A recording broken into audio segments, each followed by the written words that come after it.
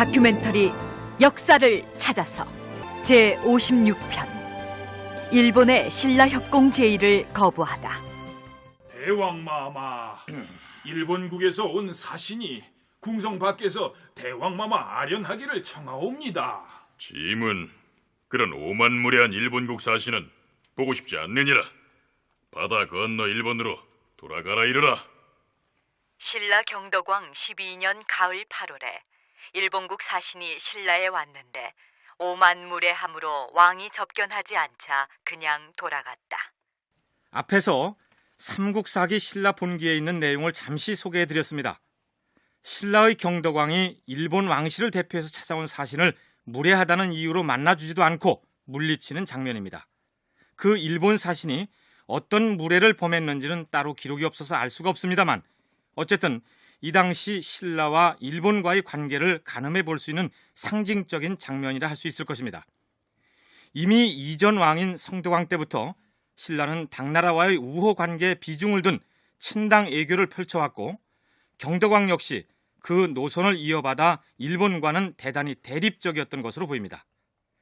이 시기를 기점으로 해서 일본과 발해의 신라 협공 계획이 추진됩니다. 경성대 한규철 교수의 얘기입니다. 일본의 어떤 그 정치 변화에 의해서 일본이 신라와 발해의 어떤 그 대결적인 상황을 이용해서 일본이 발해를 끌어들여서 발해하고 신라를 협공하려고 했던 계획이 있었습니다. 이게 바로 문왕 때였는데 이 전에 이 일본과 발해의 사신 파견은 먼저 발해가 사신을 먼저 파견하고 다음에 일본이 답방하는 형식이었는데 이른바 이 일본과 발해가 신라를 합병하려고 했던 그 계획이 있었던 이 758년부터 764년경 이 시기의 양국 관계는 주로 일본이 먼저 발해 사신을 파견하고 그리고 서기 760년 이번에는 신라 사신이 일본 조정에 들어갔다가 일본 왕으로부터 홀대를 받습니다. 소인은 신라국 대왕 마마의 명을 받고 국서를 가지고 바다를 건너온 신라 사신 김정권이옵니다. 신라는 이미 말에 신의가 없고 또한 예의를 잃었다. 근본을 버리고 말단을 행하는 것은 우리가 천하게 여기는 바이다. 짐이 소야전수를 사신으로 신라에 보냈을 때 너희 나라가 예를 잃었으므로 사신의 일을 행하지 못하고 되돌아오지 않았느냐? 일본 사신 소야 전수가 우리 신라 조정에 왔을 때 소인은 미천하고 보잘것없는 신분이라 손님을 접대할 위치에 있지 않아 자세히 아는 바가 없사옵니다. 네가 스스로 미천하고 보잘것없다 하니 그렇다면 우리 일본 조정도 너를 신라국 사신으로 접대할 수가 없다. 이 길로 본국으로 돌아가서 충실하고 믿을 만한 자로 하여금 예를 갖추어 다시 찾아오게 하라. 썩 물러가게 하라. 신라와 일본 간의 애교상의 예의를 두고 날카롭게 대립하고 있는 장면입니다. 그렇다면 이전까지는 잘 지내오던 두 나라가 왜 이 시기에 와서 이처럼 대립각을 세우고 있는 것일까요? 고구려연구재단 발해연구팀 윤재훈 연구위원의 설명을 들어보시죠.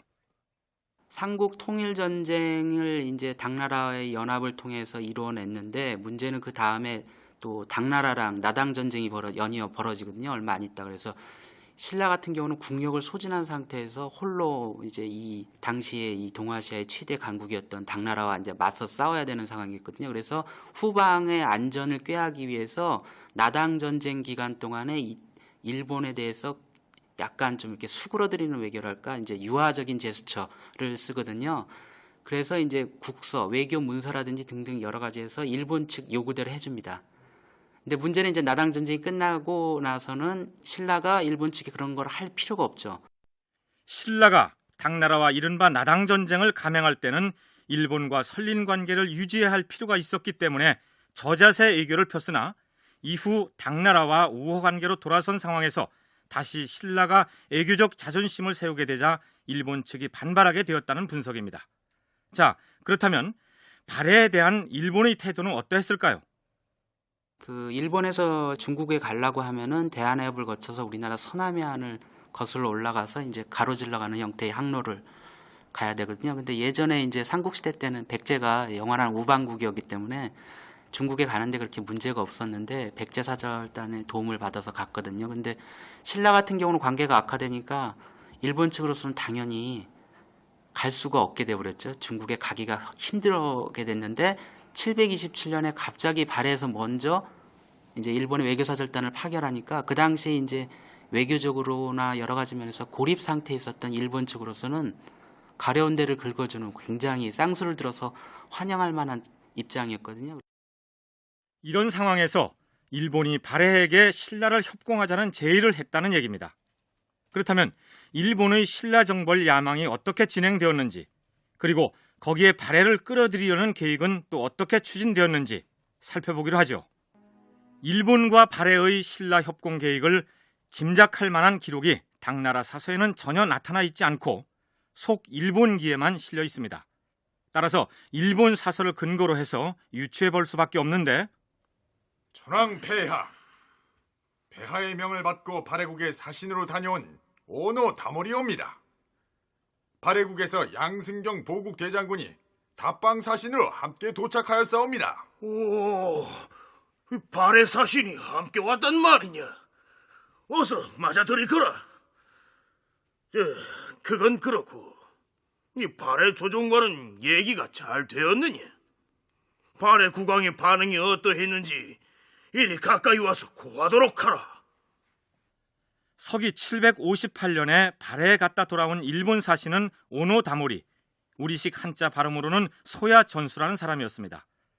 신라의 사신으로 파견됐다가 국왕 접견도 못한 채 문전박대를 당했던 바로 그 관리가 이번에는 발해의 사신으로 갔다가 돌아온 것인데, 바로 이 소야 전수가 발해의 사신으로 갔을 때 함께 힘을 합쳐서 신라를 협공하자는 제안을 발해 측에 했을 것이다. 학자들은 그렇게 추정하고 있습니다. 더군다나 소야 전수가 일본으로 돌아갈 때 발해에서 양승경이라는 무관을 대사로 임명해서 일본에 딸려보낸 것도 일본의 군사적 협조 요청에 발해가 화답한 게 아닌가, 이런 추측을 가능하게 합니다. 759년 2월에 그 양순경이 이제 그 일본에 왔다가 본국으로 발해로 돌아간 이후에 이제 일본 측에서 신라 침공 계획이 본격적으로 착수된 거로 봐서 아마 모종의 이제 협의가 있지 않았을까라고 이제 추정을 하는 겁니다. 그 이후로 발해 측에서는 이제 계속 외교 사절단을 파견을 하는데, 그 외교 사절단의 대표를 대사라고 하는데, 이 대사의 관직이 그러니까 발해 본국에서 가지고 있던 관직이 문관이 아니라 무관입니다. 그래서 이런 거를 통해 봤을 때 아마 신라 협공 계획에 대해서 계속 긴밀하게 협조가 이루어지지 않았을까라고 이제. 일본의 답방 사신으로 왔던 양승경이 발해로 돌아가고 나서부터 일본의 신라 침공 계획이 구체적으로 추진됩니다. 천황 폐하, 대제부에서 아뢰옵니다. 대제부는 삼면이 바다를 끼고 있어서 적어도 100척 이상의 배를 배치하여 우환에 대비해야 할 것인데, 지금은 방위 태세가 흐트러져서 걱정이 옵니다. 만일 생각지 못한 변고가 일어난다면 어떻게 대응하여 위험을 보여야 할지 불안하옵니다. 알았느니라. 대제부는 서둘러 행군식을 만들도록 하라. 신라를 칠 것이니라. 여기서 행군식이란 요즘식으로 표현하자면 전쟁을 수행하기 위한 세부 계획안을 의미합니다. 일본 왕이 대제부에 그렇게 명했다는데, 우선 일본식 발음으로 다자 이후에 해당하는 이 대제부란 어떤 것인지 윤재훈 연구위원의 설명을 들어보기로 하죠. 다자이라고 하는 것은 간단하게 말씀드리면 일본 정부에서 외국 사절단과의 공식적인 교류 또는 기타 민간 상인들 간의 교류를 담당하기 위해서 만든 부서입니다. 위치는 현재 규슈라고 하는 섬의 중심 도시인 후쿠오카에 있었고요. 지금도 그 다자이후를 다스리던 관청인 다자이후 정청의 터가 현재도 주춧돌이 여전히 남아 있습니다. 그래서 문물 교류의 창고로서 현재의 우리나라에 빗대면은 인천국제공항 같은 또는 세관 같은 역할을 했던 곳이라고 말씀드릴 수 있습니다. 속일본기의 기록에 의하면 신라를 치기 위한 일본 조정의 계획은 상당히 구체적으로 추진되었던 것으로 보입니다.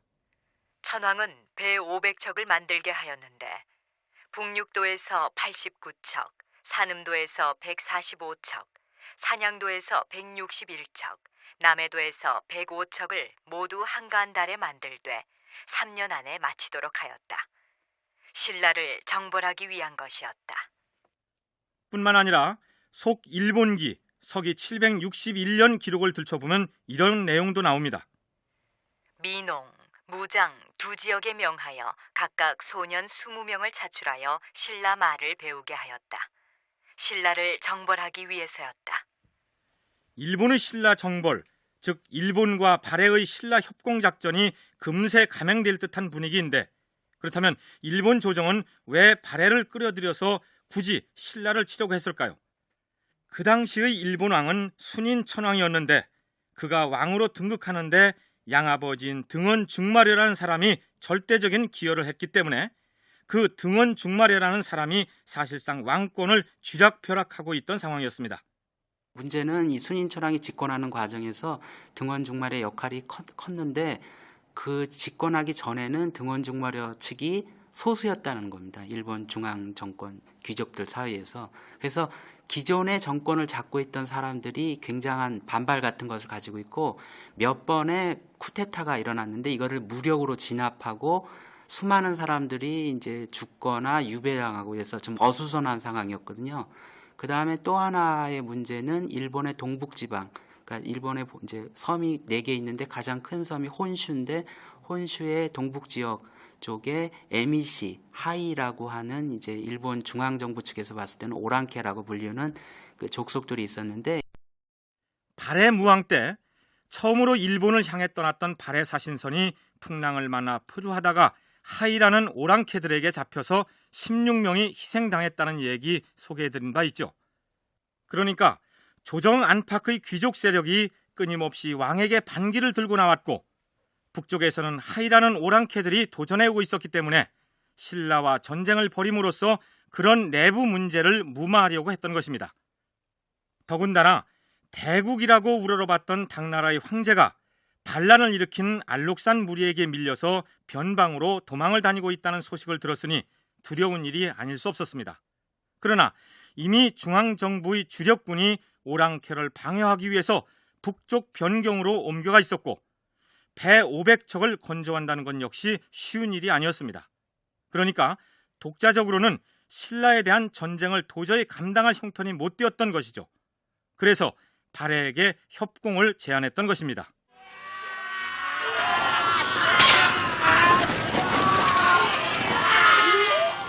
서기 762년 겨울, 일본은 신라를 공격하기 위해 군사훈련을 실시합니다. 바로 그 시기에 발해로부터 왕신복이라는 사신이 일본에 도착합니다. 신라 침공 계획을 실현하기 위해서 군사훈련을 시키고 있던 일본으로서는 발해 사신으로 일본에 온 왕신복의 출신 성분을 보고 실망을 금치 못했을 것입니다.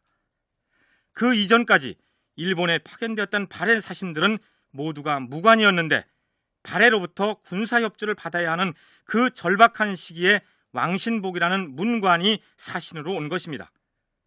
그가 인솔한 인원도 23명으로 이전보다 작은 규모였습니다.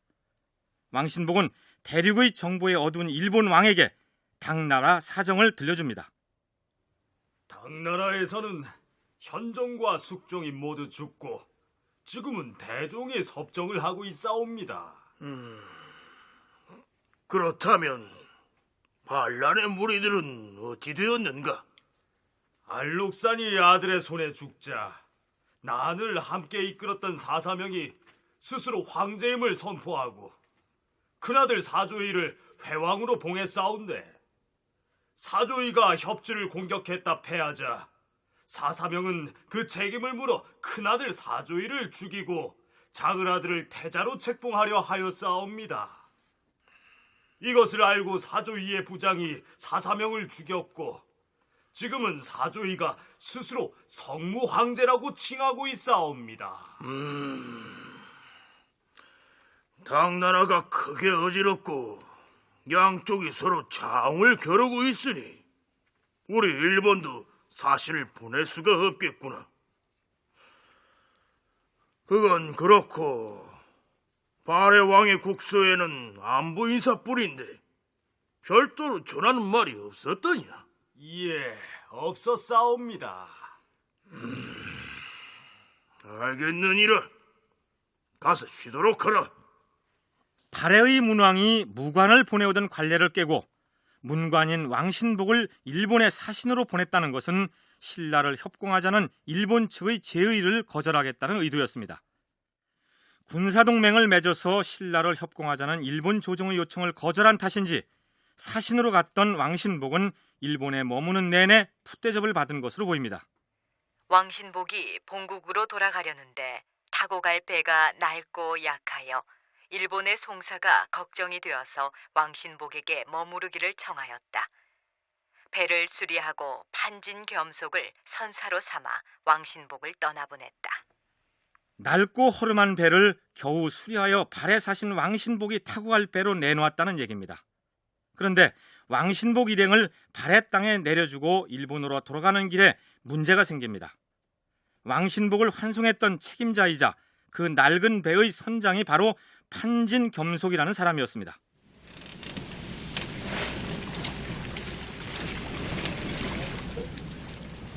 발해 사신을 데려다주고 돌아오는 날, 일본 유학생 고내군과 그의 처 고씨 및 아들 광성, 그리고 갓난아기 한 명과 유모 한 사람, 그리고 당나라에 공부하러 갔던 승려인 계융과 우파세 한 사람이 배에 타고 있었다.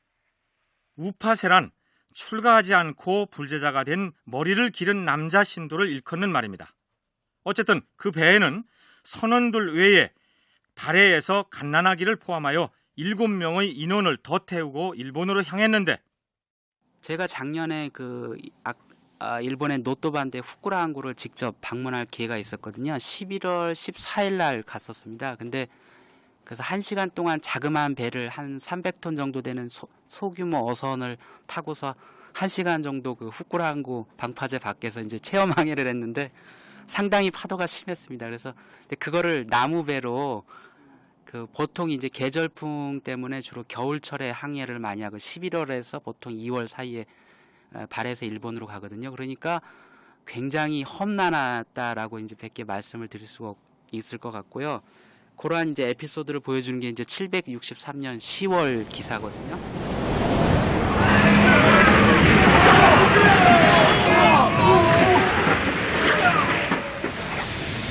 바다 한가운데서 폭풍을 만나 방향을 잃고 갈팡질팡하게 됩니다. 그 와중에 키자비를 비롯한 선원 2명이 물에 빠져 죽고 맙니다. 이렇게 되자 선장인 판진겸속은 선원들과 대책을 논한 다음 이렇게 명합니다. 우리가 폭풍의 재앙을 만난 것은 틀림없이 용신이 노했기 때문이다. 지금 이 배에는 이방의 부녀자들이 타고 있다 뿐만 아니라 불법을 믿는다는 저 우파세는 다른 사람과는 달리 한 끼에 겨우 곡식 몇 알만 먹어도 허기를 느끼지 않는 참 괴기한 사람이다. 저자들 때문에 폭풍이 우리를 덮친 것이다. 선원들은 저자를 물속에 던져서 바다신의 노용을 풀도록 하라. 선원들이 고내궁의 처와 갓난아기, 유모, 우파세 4사람을 잡아다 바다에 던지게 하였다.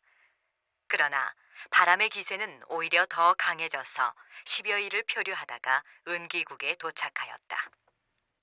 은기국은 시마네 현에 있는 섬으로서 우리 독도를 자기들의 토지대장에 다케시마로 올려놓은 바로 그곳입니다.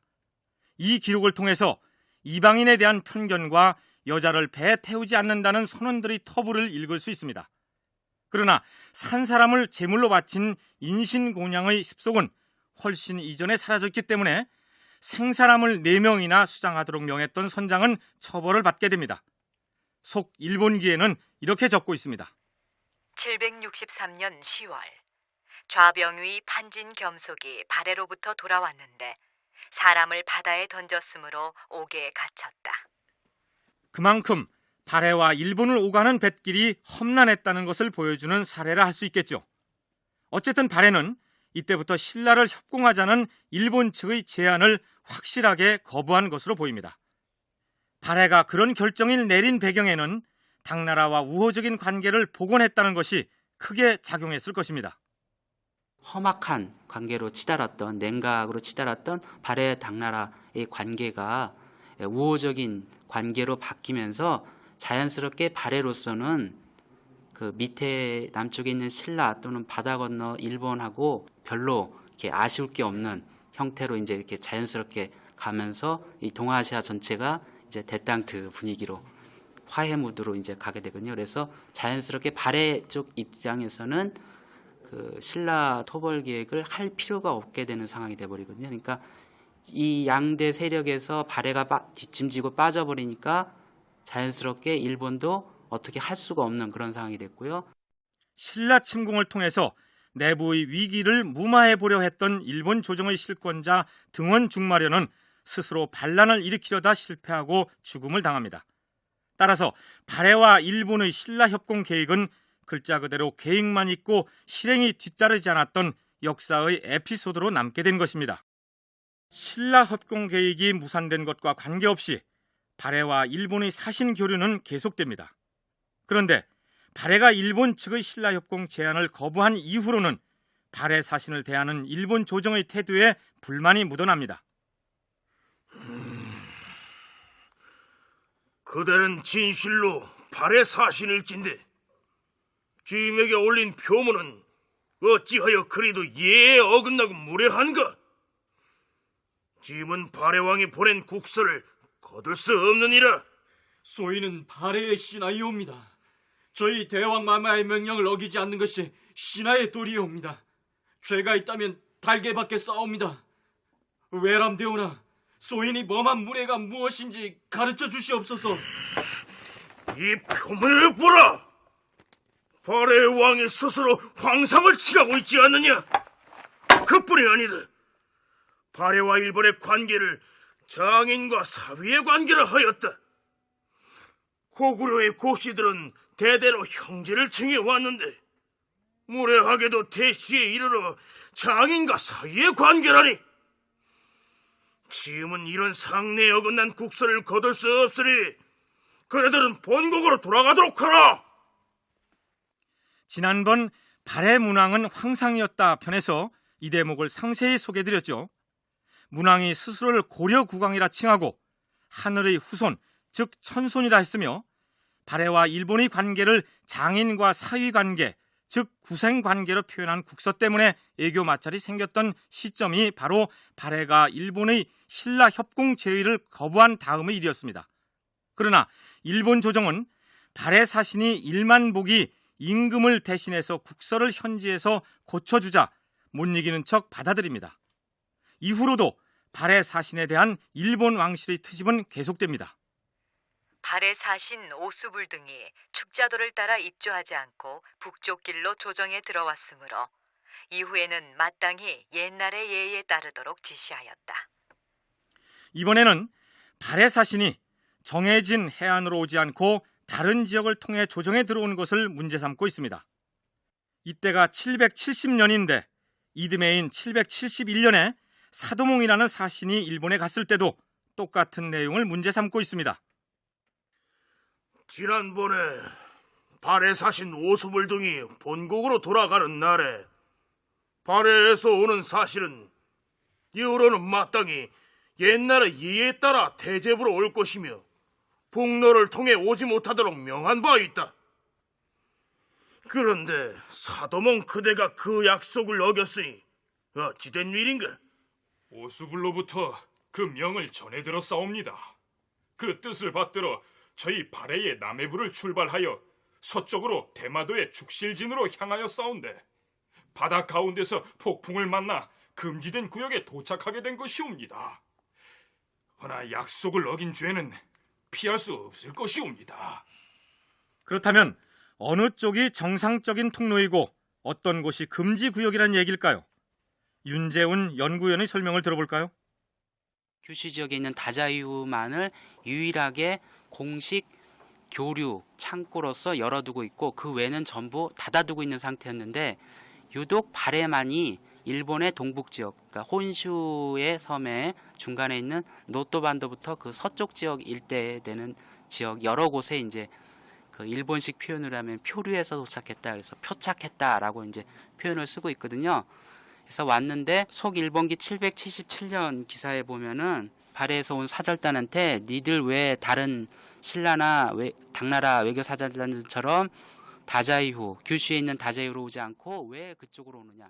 그러니까 당시 일본은 모든 외국 선박은 큐슈 지역에 있는 대제부를 통해서 일본 조정에 들어오도록 정해놨는데 왜 유독 바레의 사신선만은 더 북쪽에 있는 섬 혼슈의 해안을 통해서 입국했느냐? 이렇게 질책하고 있는 것입니다.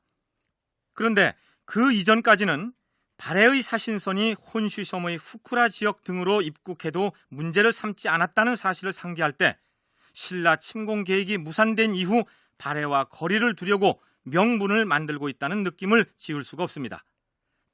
자, 그럼 기왕에 바레 사신의 입국 통로를 거론한 김에 바레가 애부와 교류하고 소통했던 통로가 어떠했는지 짚어보기로 할까요? 당시 바레에는 5개의 유명한 교통로가 있었습니다. 신당서 북적 열전 바레편에 그 교통로의 이름이 소개되고 있는데 용원의 동남쪽 연해는 일본도이고 남해는 신라도이다. 압록은 조공도이고 장령은 영주도이며 부여는 거란도이다. 바꿔 말하면 이 5갈래의 도로가 당시 바레의 주요 국가 간선도로였다. 그런 얘기입니다. 일본으로 가는 길, 즉 일본도에 대해서는 전 시간에 소개한 바 있죠. 러시아 연해주 지방의 블라디보스토크에서 남서쪽으로 200km쯤 떨어진 곳에 그라스키노 토성이 있었는데 그곳을 출발해서 동해바다를 거쳐 혼슈섬 정중앙의 후쿠라항에 이르는 길이 일본도입니다. 일본 쪽에서는 이 길을 반대로 바레로라고 부릅니다. 그렇다면 신라도는 어느 방면으로 나 있는 길이었을까요? 바레에서 신라로 가는 길, 신라도라가 있었다는 거고요. 또 하나 반대편 남쪽에 신라도, 북쪽에 바레로 가는 길이 있었거든요. 바레에서는 자기네 나라의 국가 기관망 도로를 오도라고 했지만 5개의 길이라고 했지만 신라는 오통이라고 하는 5개의 통 길이 있습니다. 그 오통 가운데서 바레로 가는 길은 경주에서 동해안 따라서 쭉 올라가는 길이 있거든요. 이거는 북요통이라고 삼국사에 나와 있습니다. 그래서 그 북요통과 신라도를 이으면 자연스럽게 바레의 수도였던 상경, 동경과 신라의 수도 경주가 자연스럽게 일직선으로 이어집니다.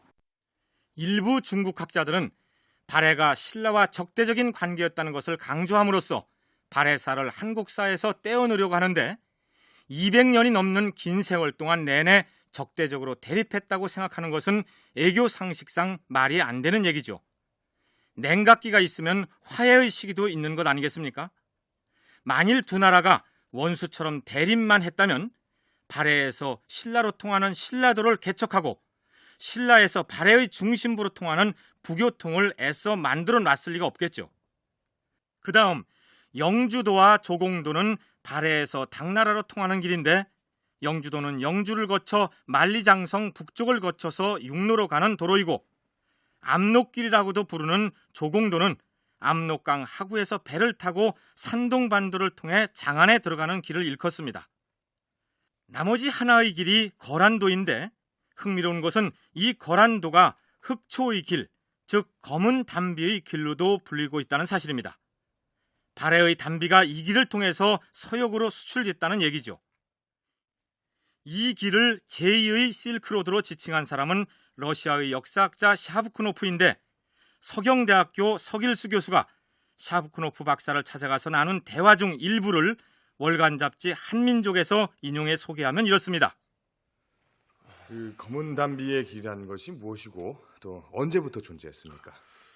바레 시대 또는 그보다 앞서 중앙아시아의 소구드인들이 시베리아를 통해 극동까지 교역했던 루트가 있었는데 당시 바레를 비롯한 극동 지방의 최대 상품이 검은 담비, 즉 흑초였기 때문에 그런 이름이 붙은 것입니다. 소구드인들은 이란족의 일파로서 광범위한 국제무역을 했던 것입니다. 소구드인들이 기존의 실크로드와는 다른 그 교역로를 개척한 이유가 무엇입니까? 네, 실크로드는 많은 나라의 영토를 지나고 또 그들 나라와의 관계가 항상 평화적이라고는 볼 수 없지 않겠습니까? 그래서 정치적 관계에서 비교적 평온하고 통행하는 데 안전한 교역로를 개척한 것입니다. 그러니까 바레의 담비가 당나라나 일본뿐만 아니라 제2의 실크로드라고 할 수 있는 담비의 길을 통해서 서역으로까지 수출됐다는 얘기입니다. 이처럼 바레는 동아시아의 북부에 고립되어 있던 게 아니라 사통팔달의 교통로를 갖춘 나라였다. 그런 얘기입니다. 서기 779년 일본 조정에서는 바레 사신과 바레의 통치를 받고 있는 천리인, 즉 천리부 말갈족 사이에 다툼이 벌어집니다. 그럼 이들의 행로를 한번 따라가 볼까요?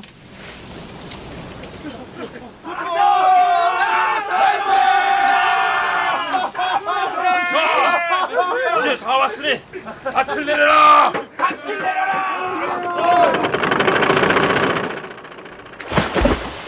바레의 사신선이 혼슈의 후쿠라항에 도착합니다. 육지에 도착했다고 무턱대고 배에서 내릴 수는 없었습니다. 당시에도 입국 수속이라는 것이 있었습니다. 어디서 온 배야? 나는 발해 조정의 명을 받고 온 사신이요. 바레 사절단이 만약 일본에 도착했다, 노토반데 후쿠라항구에 도착했다라고 하면은 그 해당 지역의 관리가 먼저 조사를 하게 돼 있습니다. 그러니까 요즘 말로 하면은 입국 신고를 서를 작성을 하게 되죠. 그래서 물어봐서 사절단에 온 목적, 그다음에 인원 구성 등등을 적어서 본부로 알리면 일본 중앙 정부에서 그것을 받아서 누구누구 들어와라라고 명령을 내립니다. 다시 명령이 내립니다. 그러면 그 명령을 바꿔서 사절단이 보통 100명에서 많게는 300명이 가거든요. 발에서 일본으로 갈 때 그 중에 30에서 40명만 일본의 수도 평성경 헤이족고에 이제 들어가는 겁니다. 나머지 일행은 그 사절단이 갔다 올 동안 거기서 기다리고 있는 거고요. 도착한 항구에서. 만일 200명이 갔는데 일본 조정으로부터 30명만 들어오라는 명령이 떨어졌다면 그 30명은 일본의 왕실이 있는 수도를 향해 출발하고 나머지는 항구의 객관에 머물면서 그 지역의 귀족들과 모피라든지 기타 발해 특산품을 거래하게 되겠죠. 사절단의 대표인 대사 일행이 일본의 수도였던 평성경을 향해 출발했는데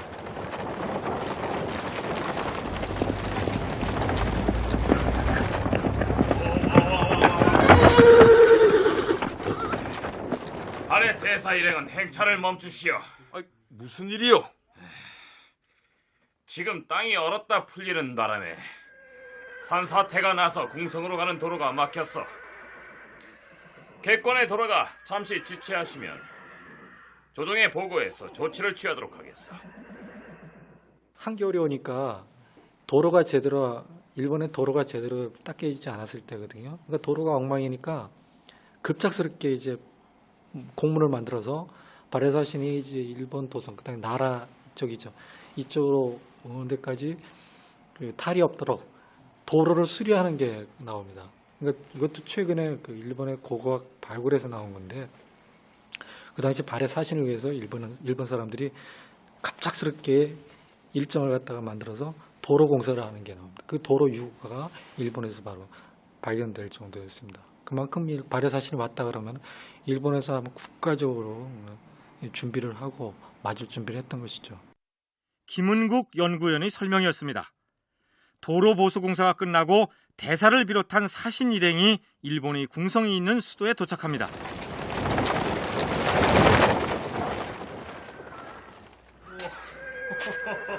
어서 오시오. 먼 길 오시느라 수고하셨소. 이렇듯 환대를 해주시니 고맙소이다.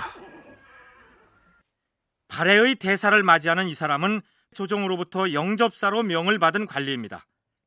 발해 대사가 무관이면 일본에서도 무관으로 영접사를 임명하고 문관이면 발해에서의 직급에 걸맞는 관리로 하여금 대사 일행을 맞이하게 됩니다. 발해 사신의 우두머리인 대사와 그 다음 서열의 부사는 도성에 머무는 동안 영접사들의 접대를 받게 되는데, 발해 사신이 문관으로 바뀌면서 발해 사신과 일본의 영접사 사이에 시문을 지어서 주고받는 것을 즐겼던 모양입니다. 일본 귀족들이 남긴 문집에 발해 사신들의 시문이 여러 편 수록되어 있습니다. 자자, 한 잔 더 받으시오. 고맙소이다. 대사께서는 시문에 능하다 들었습니다마는. 어젯밤에 객관에 들었다가 잠은 오지 않고 고적하여 몇 줄 적어봤는데 읽어보시겠어? 그거 영광이지요. 야청도의성이라. 고적한 밤에 이웃에서 들려오는 다듬이질 소리가 하도 심금을 울리기에 지어본 글이요. 발해인이 지은 최고의 서정시로 알려진 야청 도의성은 한밤중에 들려오는 다듬이 소리 정도로 풀이할 수 있는데, 서기 758년에 일본에 사신으로 갔던 양태사라는 사람이 지은 글입니다. 그는 본래 무관이었으나 시문에 능한 사람이었습니다. 자, 그럼 1200여 년 전에 발해인이 일본에서 지은 시 한 편을 요약해서 감상해 보기로 할까요? 가을 하늘에 달 빛나고 은하수 밝은 밤, 나그네는 돌아갈 생각에 감회가 새롭구나. 간밤을 앉았노라니 수심에 애가 타는데, 호련 들려오는 이웃집 아낙네의 다듬이 소리, 끊어질 듯 이어지며 바람결에 실려와 별이 기울도록 잠시도 그침이 없구나. 고국 떠난 뒤 듣지를 못했더니 타향에서 듣는 이 소리, 고향의 소리, 멀리서 가녀린 몸에 땀 흘리면서 밤늦도록 고운 팔을 지치도록 두드리겠지. 길 떠난 내 호돛 걱정되어 다듬이질 하겠지만, 당신 방 차지 않을까 내가 먼저 걱정이요. 이국 땅에 눌러 있으니 새로 사귄 친구 없고, 한마음 부인 생각에 탄식만 나오느나. 지금 홀로 방 안에서 다듬이 소리 들으니 이 밤 눈가에 고인 눈물을 그 누가 알리요. 꿈속에서 다듬이 소리 따라가려 하지만 수십 많아 잠조차 이루지 못한다오.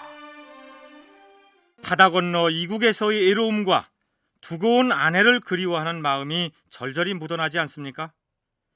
당시 발해 사신들은 겨울철에 일본에 도착했다가 이듬해 봄이 돼서야 남동풍을 타고 발해로 돌아왔기 때문에 아무리 짧아도 서너 달가량은 객지 생활을 해야 했습니다. 사신들은 궁궐에 들어가서 왕을 접견하고 연회에 참석하게 되는데, 한 번은 이런 일이 있었습니다. 자, 대자께서 입장하십니다. 환영연이 열리기 직전 일본의 왕자가 연회장에 입장했는데, 그때가 음력 7월이었기 때문에 날씨가 꽤나 더웠습니다. 그런데 연회장에 들어온 왕자를 보니 담비 가죽을 무려 7벌이나 몸에 감고 나타난 것입니다. 깜짝 놀라 둘러다보니 연회장에 모인 다른 귀족들 역시 한결같이 서너 벌씩의 담비 가죽을 몸에 두른 채 땀을 뻘뻘 흘리고 있었던 것입니다. 그 우스꽝스러운 장면이야말로 당시 발해의 담비 가죽이 일본 귀족들에게 얼마나 인기 있는 사치품이었는지를 증명하기에 모자람이 없었던 것입니다. 일본에서도 북부 지역, 그러니까 홋카이도나 혼슈의 북쪽 지방에서는 모피가 났겠지만, 당시에는 그 지역이 일본 중앙정보부의 통제하에 있지 않았기 때문에 일본 귀족들이 모피를 구할 수 있는 유일한 통로가 바로 발해의 사신선이었던 것입니다. 그건 그렇고, 발해 사신 일행은 일본 왕으로부터 본국에서의 직급에 따라 명예 관직을 받게 됩니다. 발해 대사 사도몽에게 정 3위를 주고 대판관 고녹사에게 정 5위 상을 내리고 손옥사 고규선에게 총 5위 하를 내리노라. 사절단의 주로 대표가 대사라고 하는 사람 관직이고요. 그 다음이 부사하고 그 다음이 이제 판관, 녹사, 그 다음에 뭐 여거라고 해서 통역관 등등이 가는데 보통 그런 정식 관리가 한 30명 정도 됩니다. 그래서 일본의 수도에 들어가는 인원은 그 정도고요. 그 사람들한테 이제 차등 있게 본국에 있는 직급에 준해서 여러 명의 관직들을 일본의 관직들을 주고 비단이라든지 뭐 풀솜이라든지 등등 여러 가지 이제 물건들을 또 직급에 따라서 차등 있게 이제 주는 것이 관례로 되어 있습니다. 이것은 일본 사절단이 발해에 들어갔을 때도 마찬가지입니다. 그런데 서기 779년에 일본에 갔던 발해 사신과 발해에 복속된 천리말갈 대표 사이에 웃지 못할 자리다툼이 벌어집니다. 천리의 관인이 설창의 윗자리에 앉기를 다투며 설창을 업신여기며 오만하게 굴자 태정관에게 바로잡아주도록 청하였다. 발해의 통사인 종 5위 고설창은 멀리서 험한 파도를 건너 수차례나 일본 조정에 들어왔었고 말과 생각이 충성스러운데 천리의 아랫자리에 앉게 하는 것은 온당치 않으니 마땅히 그 자리의 서열을 달리하여 관품의 높고 낮음을 드러내야 할 것이라. 당연히 발해 사절단의 대표인 대사 고설창이 상석에 앉아야 하는데 고설창의 인솔에 갔던 천리말갈의 수령이 더 윗자리에 앉겠다고 하는 바람에 한바탕 소동이 일어났던 것입니다. 국가를 대표해서 갔던 대사보다 지방 고을의 수령이 더 상석에 앉겠다고 했으니 상식적으로 이해가 가지 않는 사실이지만 그 내력을 알고 보면 천리말갈족의 불만이 표출된 사건이었습니다. 윤재훈 연구위원의 설명을 들어보시죠. 이 천리말갈도 이제 말갈의 한 부족입니다. 그래서 이 천리말갈은 무왕 때 후반 또는 문왕 때 초반 정도에 이제 발해에 복속이 된 거로 이제 추정이 됩니다. 근데 문제는 이 사람들이 원래 일본이나 일본 북쪽 지역에 있는 홋카이도, 북해도 지역과 이제 정기적으로 교류를 하면서 하는 것을 생업으로 하고 있던 이제 부족이라고 하는 게 이제 문제가 되거든요. 근데 발해에 갑자기 이제 편입이 되면서 그 생업을 이제 잃게 되는 처지에 모이게 됐습니다. 아시다시피 그 당시에는 국가 간의 교섭에서는 국가가 인정한 왕의 대리인, 그러니까 외교 사절단만이 국가 간 교류를 이제 할 수가 있었거든요. 그러니까 속 일본기의 천리인 혹은 천리관인이라고 표기된 그 사람들은 본래는 발해 사람이 아니었습니다. 동북 지역에 터전을 두고 일본의 북부 지역을 오가면서 모피를 거래하는 것을 생업으로 삼고 있었는데 발해에 복속되면서 독자적으로 모피 거래를 할 수 없게 되자 불만을 가지고 있었다는 것이죠. 발해의 중앙정부가 그들에게 자치를 허용하면서 일본의 사신선을 띄울 때마다 유독 천리부 사람들을 다수 데리고 갔던 것도 그들의 불만을 무마하기 위해서였습니다. 물론 지방 수령이 나라를 대표하는 대사보다 상석에 앉을 수는 없기 때문에 일본 조정에서의 자리다툼은 에피소드로 끝나고 말았던 것이죠.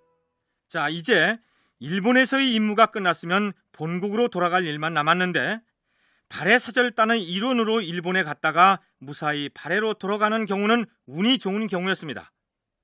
일본에 건너갔던 발해 사람들 중 목숨을 잃은 사람들이 부지기수였습니다. 서기 778년 2월 발해 사신의 무리 30인이 물에 빠져 죽은 채 표류하다가 월전국의 강소와 가하 두 군데에 밀려갔는데 그들을 인양하여 매장하게 하였다. 이처럼 발해에서 일본으로 가던 길에 수중고운이 되는 경우도 있었는데 반대로 발해로 돌아가는 길에 풍랑을 만나 목숨을 잃기도 했습니다. 그렇다면 천신만고 끝에 일본에 도착은 했는데 배가 파손돼 버려서 돌아갈 길이 막막한 경우는 어떻게 해야 할까요? 일본 조정에서는 설령 사신단의 격식에 문제가 있다며 쫓아 되돌려 보내는 경우라 할지라도 돌아가는 배편을 수리하도록 배려를 했던 것으로 기록되어 있습니다. 발해인과 천리인 359명이 출우국에 있으니 전례에 따라서 물건을 공급하도록 하라. 다만 온 사신들은 미천하여 손님으로 모시기에는 족하지 않으니 잔치를 베푼 다음에 그 길로 돌려보내고자 한다. 그들이 타고 온 배가 만일 파손되었다면 마땅히 수리하여 본국으로 돌려보내는 날을 지체하지 말도록 하라. 그리고 지금이 엄동설한이고 백길도 험난하니 만약 금년 동안 머물러 있기를 원한다면 뜻대로 하도록 들어주도록 하라. 물론 일본 사신이 발해에 갔을 때도 마찬가지였겠죠. 그런데 일본에 도착했을 때는 멀쩡했다 하더라도 워낙 접안 시설이 좋지 않았기 때문에 타고 왔던 배가 정박 중에 완전히 파손돼 버리는 경우도 있었습니다. 대사 나으리, 큰일 났습니다요. 아니, 무슨 일이냐? 포구에 정박해 있던 배들이 지난 밤의 폭풍으로 산산조각이 나버렸습니다. 이제 우린 뭘 타고 집에 돌아갑니까요? 웬 호들갑이냐? 걱정하지 말거라. 배가 파손됐으면 새로 만들면 될 것이 아니겠느냐. 이 길로 객관으로 뛰어가서 선원들과 목수들을 모두 불러오도록 하라. 이번에 그 사진에 가면 접안 시설이 제대로 안 돼 있어 갖고 암초에 부딪혀 갖고 뭐 거의 다 죽다시피 합니다. 배도 다 파손되죠. 그런데 문제는 사신이 다 볼일을 다 봅니다. 일본 왕을 다 만납니다. 다 만납니다. 근데 문제는 돌아갈 때 배가 있어야 되는데 배가 없습니다. 그럼 어떻게 하냐면 일본 그 현지에서 배를 만듭니다. 그래서 지금 후쿠라라고 하는 일본의 유명한 항구 도시, 조그만 항구 도시가 있습니다. 만경봉호가 왔다 갔다 하는 그 지역입니다. 니가타 항구가 바로 거기인데요. 거기에 조그만 후쿠라 항구가 있습니다. 거기 가면은 지금도 그 당시 세워진 비석이 있습니다. 뭐냐면 발해 사신 내착지. 발해 사신이 주로 도착했던 후쿠라항 인근에는 울창한 소나무 숲이 있었는데 바로 그곳에 있는 소나무를 베어다 배를 건조했던 것입니다.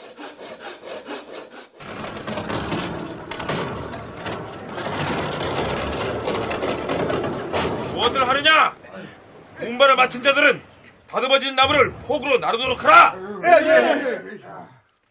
흥미로운 것은 그 일대의 소나무 숲 들머리에는 일본 왕의 이름으로 이런 경고문이 붙어 있었다고 합니다.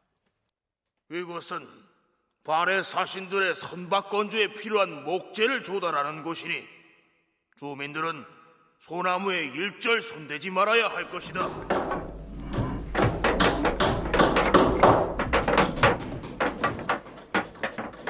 발해 사람들은 항해 능력만 우수했던 게 아니라 비록 범선이지만 선박을 만드는 재주도 뛰어났던 모양입니다. 망망대해를 항해해 가자면 범선의 규모도 상당했을 텐데 현지에서 뚝딱뚝딱 만들었다고 하니 말입니다. 자, 이제 날씨도 풀렸고 타고 갈 배도 다 마련됐으니 자, 돌아가자. 모두 승선해라. 이듬해 봄, 사절단 일행은 그동안 모피를 비롯한 발해의 특산품을 가져와서 맞바꾼 물건들을 싣고 고국으로 돌아갑니다. 대개 사신이 왔다 갈 때는 그들을 환송하기 위한 일본의 환송사절이 동승하게 됩니다. 뿐만 아니라 발해를 거쳐 당나라에 갈 사신이나 유학생 그리고 승려들도 함께 배에 타게 되겠죠. 말하자면 발해 사절단이 탄 배는 애교사절이나 물자교류를 목적으로 한 사람들만 왕래했던 것이 아니라 대륙의 문화를 섬나라 일본에게 전해주는 문화교류의 통로구실도 했다는 것입니다. 김은국 연구위원의 얘기입니다. 워낙 그 발해의 물산이 일본보다 뛰어나기 때문에 발해가 일본과의 어떤 교역을 통해서 발해의 상품이라든가 발해의 문화는 뭐 단순하게 상품 가치 이상이죠. 그다음에 일본으로 보면은 발해를 통해서 당을 포함한 대륙 문화를 갖다 전달받는 입장이었습니다. 특히 발해는 이 사신단이 사신만 간 게 아니라 모든 발해 문화가 한 세트가 같다고 할 수가 있죠. 스님을 비롯해 승려, 그다음에 뭐 불경, 책, 그다음에 건축술, 그다음에 뭐 사신들 간에도 접대에서 필요한 뭐 악사, 그다음에 뭐 유학자 해갖고 문화 한 세트가 가는 거기 때문에 일본은 가만히 앉아갖고 발해를 통해서 굉장한 문화를 갖다가 혜택을 받는 것입니다. 그러나 왕실 연회장에서의 모피 소동에서도 나타났듯이 발해의 모피를 둘러싼 무질서한 경쟁으로 귀족 사회의 타락상이 표출될 뿐만 아니라 발해 사신들이 워낙 장기간 체류하기 때문에 그 접대 비용이 또 문제가 되기도 했던 모양입니다. 더군다나 발해의 국력이 점점 강성해져서 외교적으로도 고분고분하지 않게 되자 일본 조정은 이윽고 사절단의 규모와 왕래 횟수를 제한하겠다고 나섭니다. 처음에는 발해 문화가 굉장히 일본 문화를 발전시키고 일본 문화를 자극시켜줬는데 이러다 보니까 일본에서는 제한을 하게 되는 거죠. 너무 지나치다는 거죠. 그쪽에서 그쪽만 쏠리게 하고 일본어로 보면 발해 사시는들에 대해서 너무나 대접을 갖다 후하게 한다. 또 이렇게 표문 사신들이 주고받는 일본 왕과 발해 왕과의 국서관에서 보면은 처음에는 일본이 약간 우월적인 자세였지만 나중에는 대등한 관계, 나중에 좀 더 발해가 우월적인 자세에 오니까 이제는 일본 나름대로 교통정리할 필요가 생기는 것입니다. 그래서 매년 오다시피 하는 발해 사신을 협상을 통해서 12년에 한 번 오는 걸로 이제 협상을 갖다 하게 되는 거죠. 물론 사신단의 규모와 횟수를 제한하려는 일본의 시도는 발해 문왕 이후에 나타나게 됩니다.